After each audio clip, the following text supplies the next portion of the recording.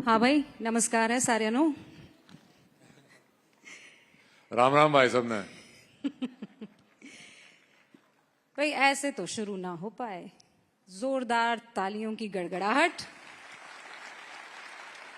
और ये तालियां सीधी थैंक यू। हरियाणा से आनी चाहिए एकदम।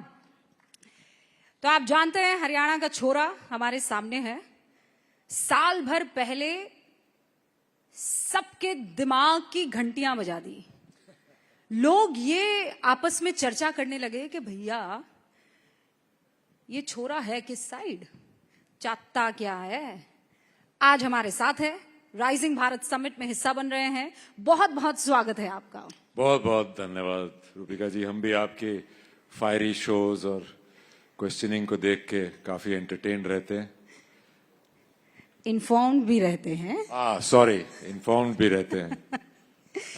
ये साल कैसा रहा आपका? ये साल बहुत बढ़िया रहा। अभी तो बस अप्रैल ही आया, लगता है बहुत लंबा हो गया ऑलरेडी। मेरी कल पिक्चर रिलीज हो रही है जाट, जिसको मैं पिछले अगस्त से शूट कर रहा हूं। और पहली बार मैंने किसी पिक्चर की शूटिंग से सीधा प्रमोशन में उसी पिक्चर के लिए किया है। तो बहुत लास्ट मिनट तक शूट करते रहे, तो काफ़ी थकान भी है, एक्साइटमेंट भी है, और लोगों के साथ अपना काम शेयर करने की इच्छा भी है। वो एक ट्रेलर देखा आपका गजब का, मतलब उसमें एक डायलॉग है आपका, वो तो आप ही बोल पाएंगे कि नाम बहुत पसंद है, तो एक बार बोल के बताइए। मुझे मेरा नाम बहुत पसंद है, रणदीप हुड्डा। रणदीप हुड्डा अब से कुछ टाइम पहले तक उन एक्टर्स में शुमार थे जिनको जाकर पत्रकारों से बात करना पसंद नहीं था। एक ऐसा एक्टर जो चाहता था कि पर्दे पर मुझे देख लो, समझ लो मेरे किरदार को, दैट्स अबाउट इट। ये बदलाव कैसे आया? रणदीप अब जाने से सोचते नहीं है, यहां जाना है चलो चलेंगे, ये पूछना है चलो पूछो। ये दिल कैसे खुला, किसने खोला?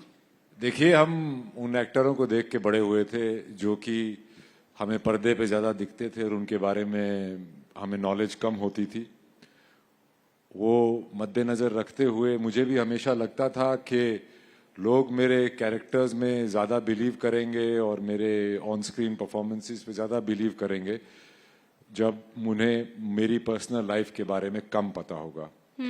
पर जमाना बदलता जा रहा है, लोगों तक पहुंचने के रास्ते बदलते जा रहे हैं, और सोशल मीडिया और ये सब आने के बाद एक अलग तरह का वो हो गया है कि अपने मुंह को, होठों को मछली जैसा बना के खुद अपनी पिक्चर खींच के सेल्फी लेके सोशल मीडिया पे डालने का जमाना आ गया है। तो अभी कहाँ किससे छुपते घूमेंगे।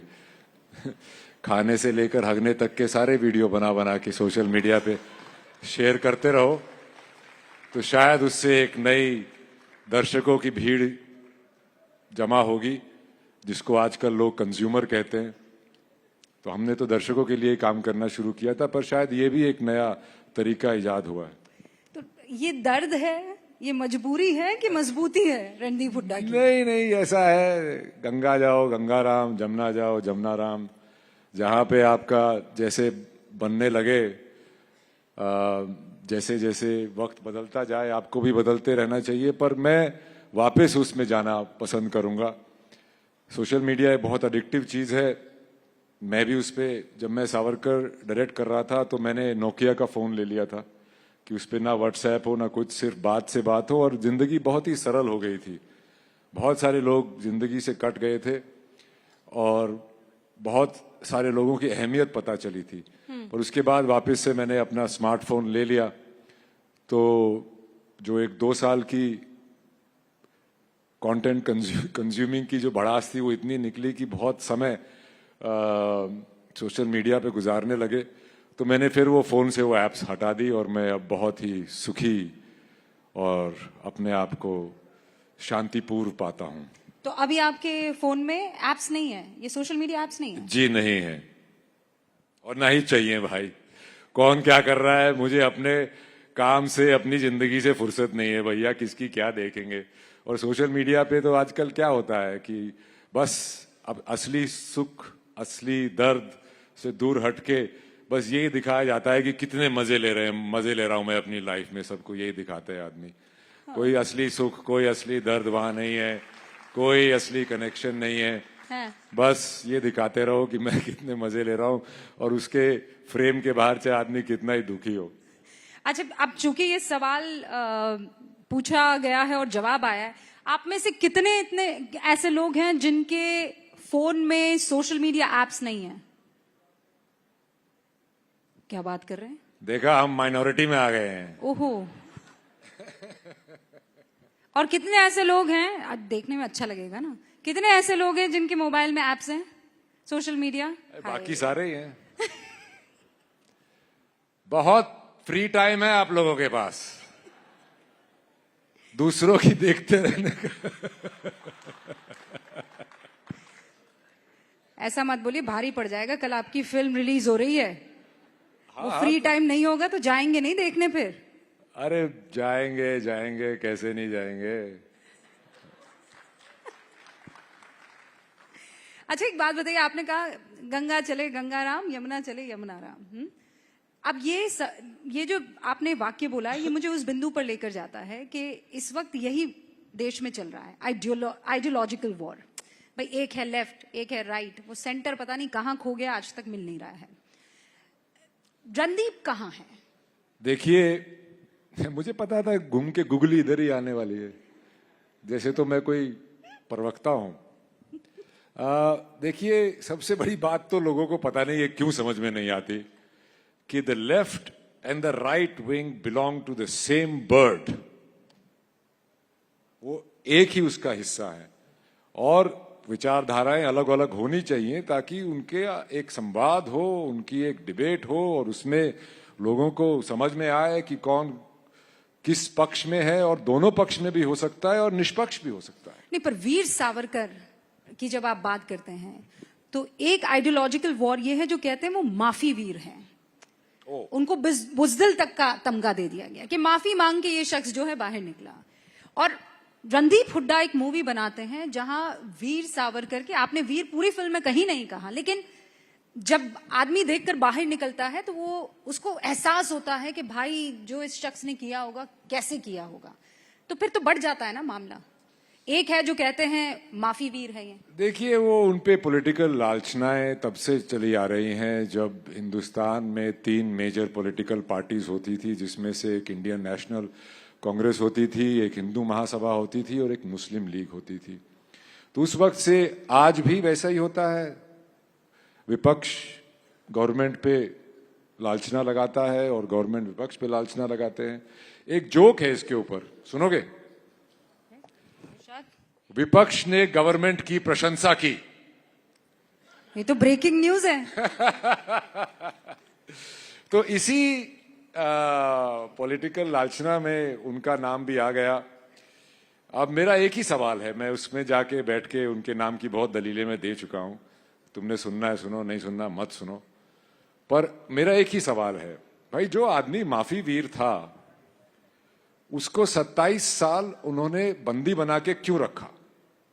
अंग्रेजों ने 27 साल बंदी बना के क्यों रखा उस आदमी को जो माफी वीर था? यही एक सवाल आप अपने आप से पूछिए, उसके बारे में सोचिए। और जो माफी वीर नहीं थे वो खुले क्यों घूमते रहे? उनके जेल में बटलर, बैडमिंटन कोर्ट और रोज गार्डन क्यों होता था? आगा खान पैलेस में क्यों रहते थे वो बंदी बन के? तो ये सवाल आपको अपने आप से पूछने चाहिए और रिसर्च करनी चाहिए कि भैया जो आदमी माफी वीर था, जिसने अंग्रेजों की माफी मांग ली, ये कर लिया वो कर लिया, उसको 27 साल बंद करके क्यों रखा? वो तो उनका सबसे बड़ा पैरवी करने वाला होना चाहिए था। तो आपको दुख होता है कि वो आपके ऊपर ये तमगा लगा देते हैं? और इनफैक्ट मैं आपको पुराने टाइम में ले जाती हूँ, आपको पसंद भी है जो किरदार आप निभाते हैं, आप उसकी रूह में, भाई रूह जिस्म में जाती है पर आप उसका अपना जिस्म जो है उसकी रूह में डालने की पूरी कोशिश करते हैं। तो उस वक्त आपने बताया 3 लोग थे, 3 पार्टियां हुआ करती थी, आईएनसी थी, हिंदू महासभा थी और इंडियन मुस्लिम लीग। एक कम्युनिस्ट पार्टी भी होती थी पर उसको ज्यादा तवज्जो नहीं था। ठीक है, लेकिन सबसे ज्यादा आइडियाज उन्हीं के दिमाग में चलते हैं। फ्री टाइम बहुत होता है उनके पास, एक के बाद एक बड़ी खबरें।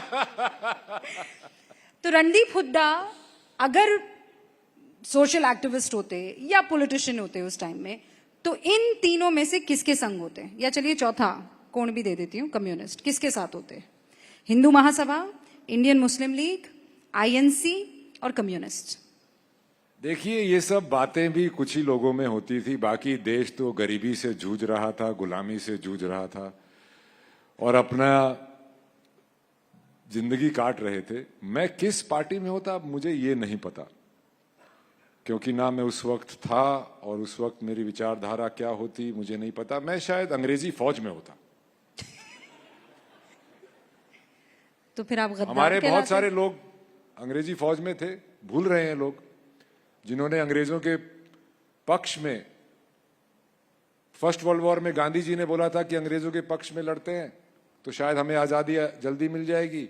सेकेंड वर्ल्ड वॉर में सावरकर जी ने बोला था कि अंग्रेजों का साथ दे, अंग्रेजों की फौज ज्वाइन करो, क्योंकि अगर आप फौज ज्वाइन करोगे तो आपको ट्रेनिंग मिलेगी, आप अफसर बनोगे, आप इंजीनियर बनोगे और ये सब देश जब आजाद होगा तो हमारे काम आएगा।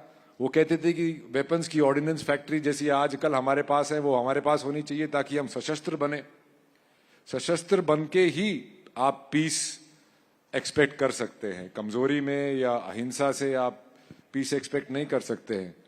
अगर आप बॉर्डर पे जाएंगे चाइना या पाकिस्तान के, बोलोगे अहिंसा परमो धर्मा, वो आपकी नहीं सुनेगा भाई।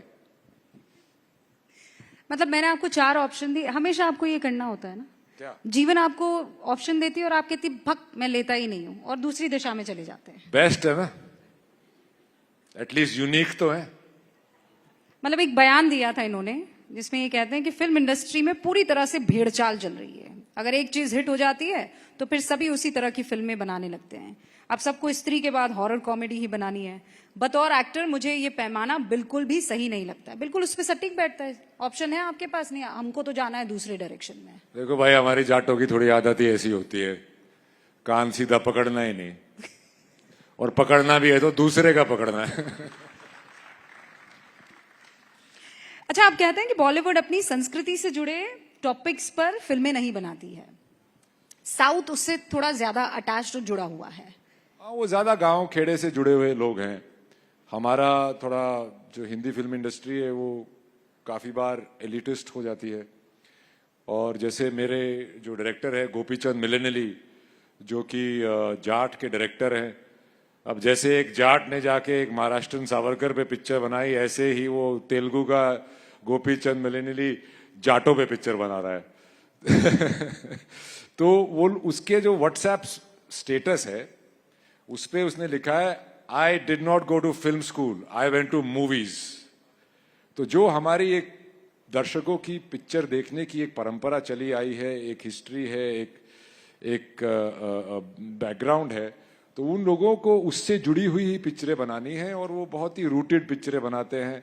आज भी एक बड़ा विलन होता है, एक हीरो होता है, अत्याचार होता है गांव में, ये सब होता है और उसके ऊपर वो पिक्चरें बनाते हैं। हालांकि वो थोड़ी हाइटन्ड करके बनाते हैं, जो कि मेरे ख्याल से सिनेमा की आज डिमांड भी है, क्योंकि जो म्यूटेड चीजें हैं वो आप वो ओटीटी पे भी देख सकते हैं।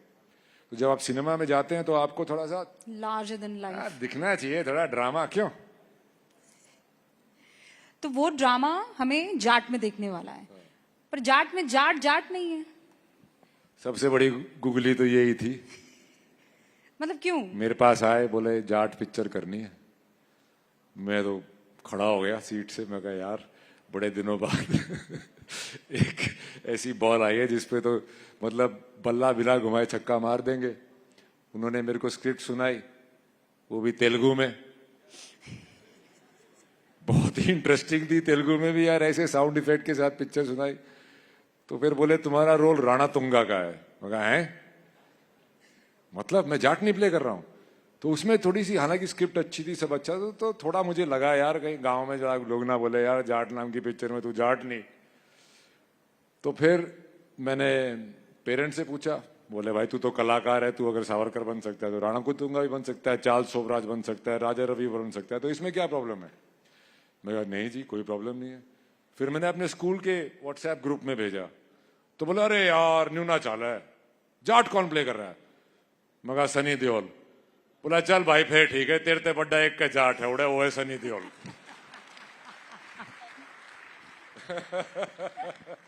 अच्छा, कैसा कैसा लगा आपको सनी पाजी के साथ एक्ट करके? अरे मतलब बहुत जाट बहुत। वर्सेस जाट जब हुआ आए था, थे यहाँ पे, हाँ। कितने सॉफ्ट स्पोकन है।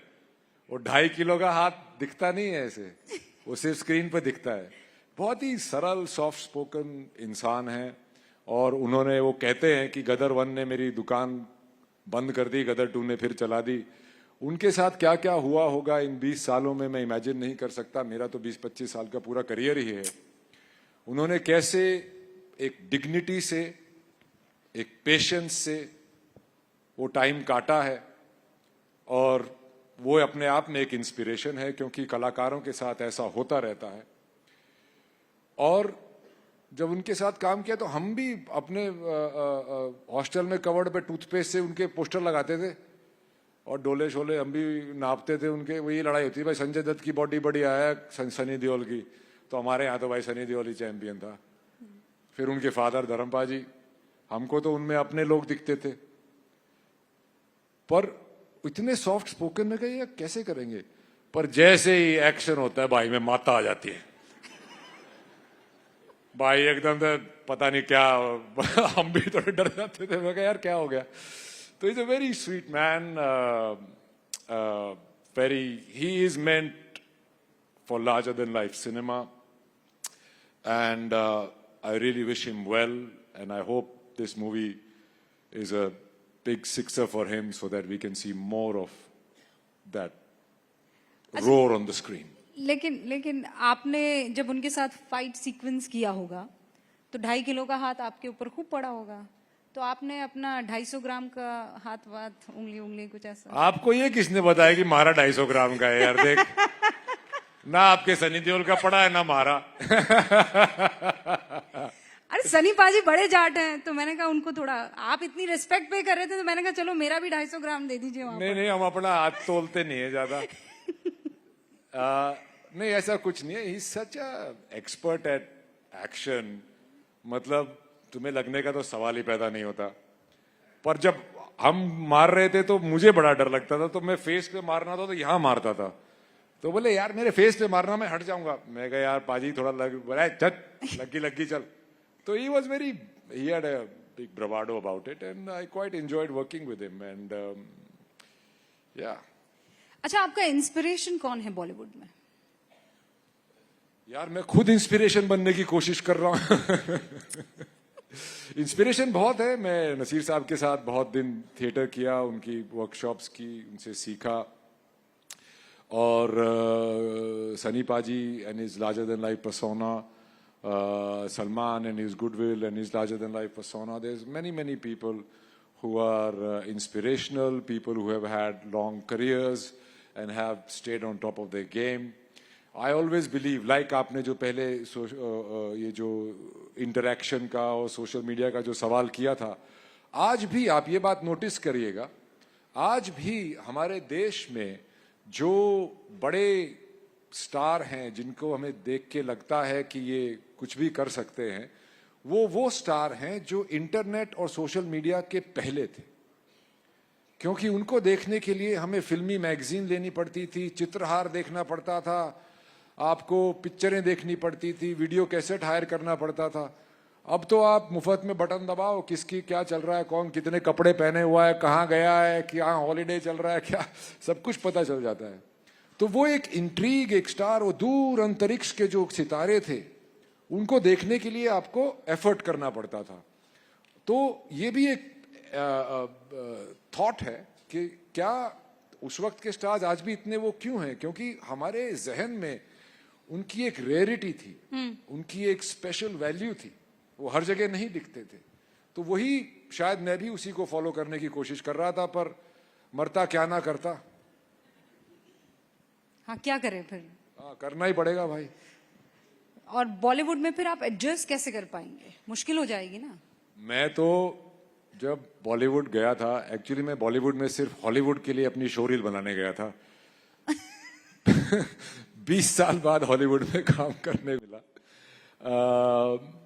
जब मैं हॉलीवुड गया तो वहां पे पहले एक ईटीसी का चैनल आता था बॉलीवुड में। ईटीसी चैनल होता था हाँ, जिसके ऊपर सारे गाने और प्रोमोज आते थे।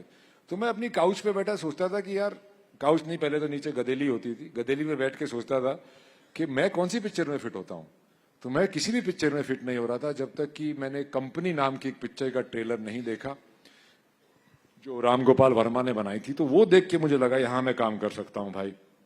फिर कुछ ऐसा इत्तेफाक हुआ कि थिएटर में मेरे को किसी ने देखा, फिर वो भी आए प्ले देखने, और फिर वो मुझे, उन्होंने अपनी फैक्ट्री में एक पिक्चर में विलन का ही रोल ऑफर किया जिसका नाम था एक। वो पिक्चर कभी बनी नहीं, पर उन्हें एक ऐसा विलन चाहिए था जो कि एक अकेला एक साइड हो और पूरी इंडस्ट्री एक साइड हो। पर वो पिक्चर बनी नहीं, और मैं कुछ दिन के बाद उनके पास जाके बोला कि भैया अभी मैं क्या करूं। बोला नहीं नहीं, तुम और कोई काम मत करना, तुम्हें मैं लॉन्च करूंगा। तो ठीक है, मैंने कहा घर कैसे चलेगा।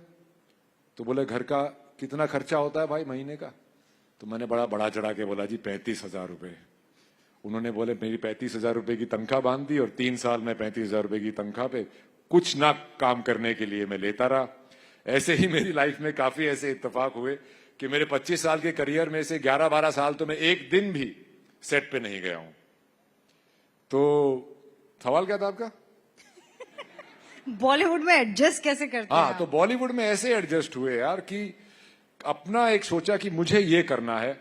और मुझे शुरू में ये भी हुआ कि मैंने डी और रिस्क जैसी पिक्चरें की जो कि थोड़ी सनी पाजी टाइप की पिक्चरें थी। और उसके बाद सबने यही कहा कि एक ही लुक रखो, एक ही जैसा दिखो, एक ही तरह के रोल करो ताकि आपकी एक इमेज बनेगी, उससे ही सितारा बनता है आदमी।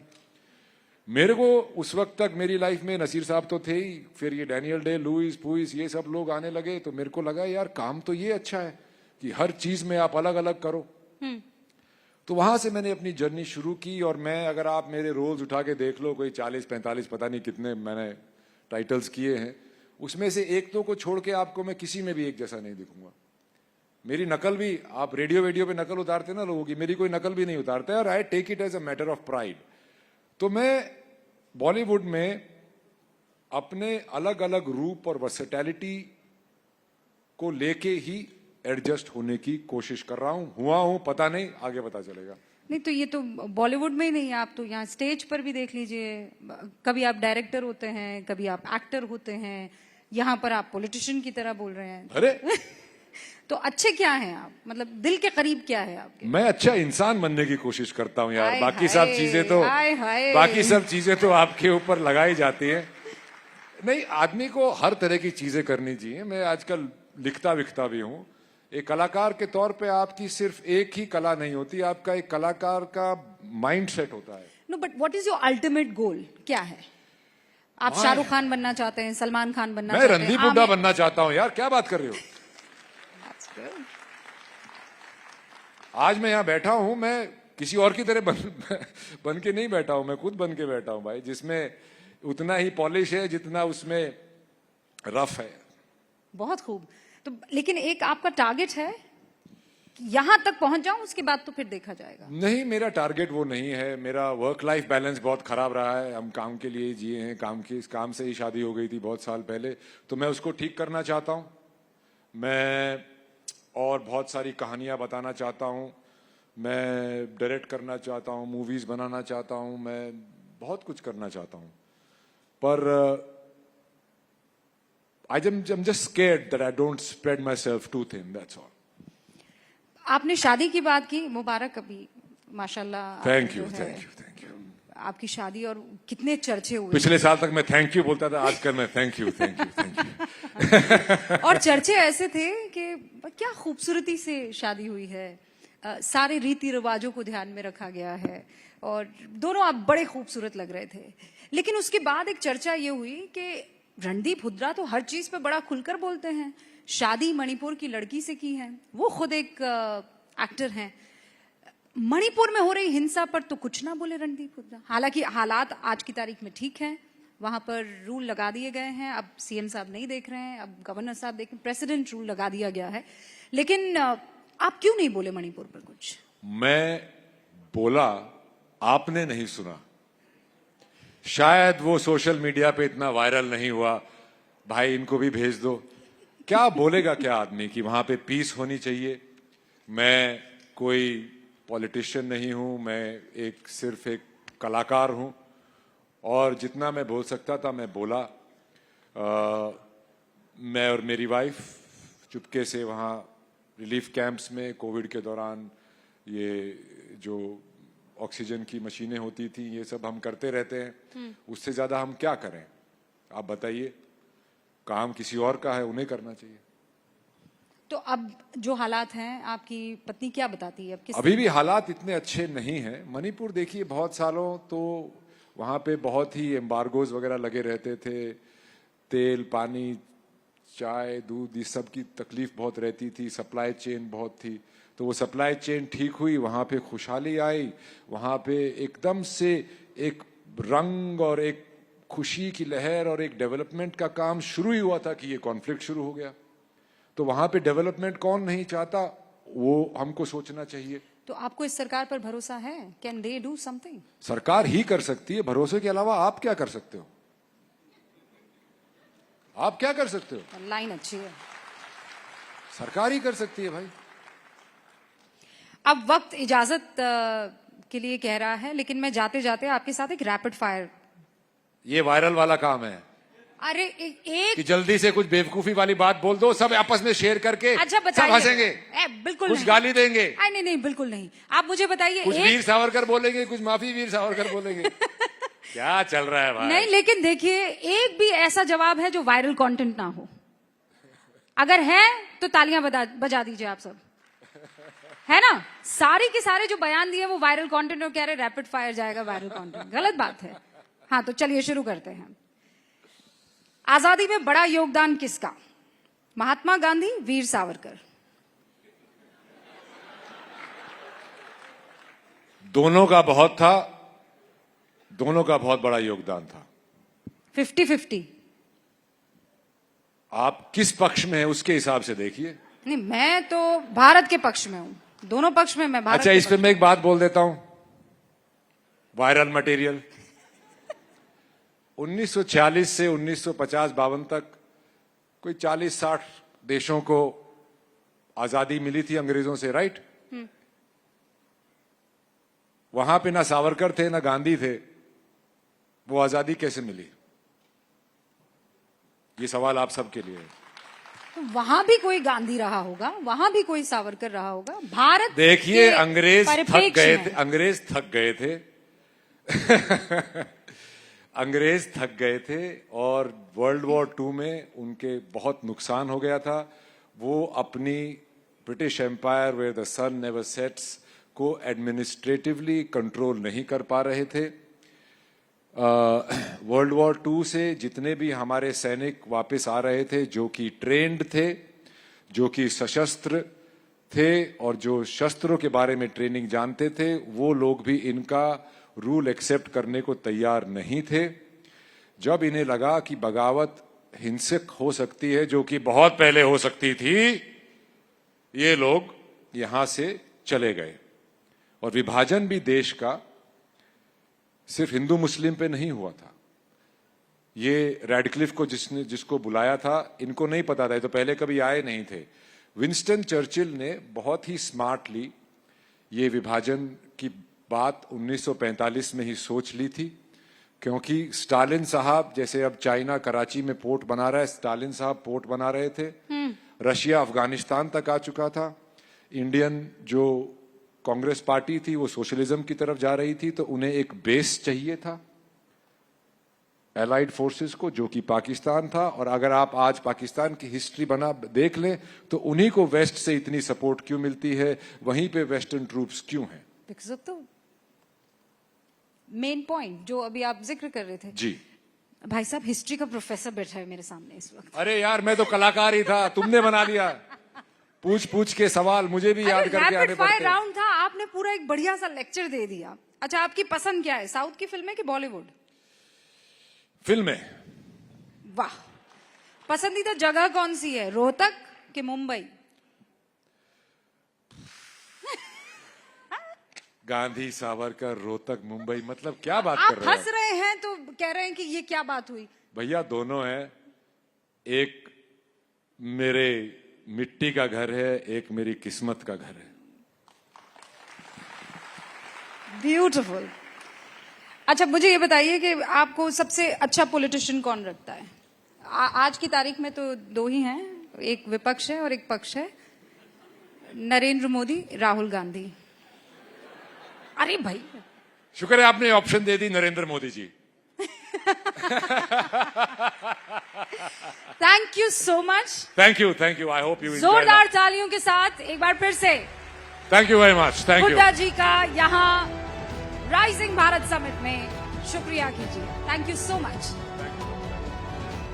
Thank you Randeep.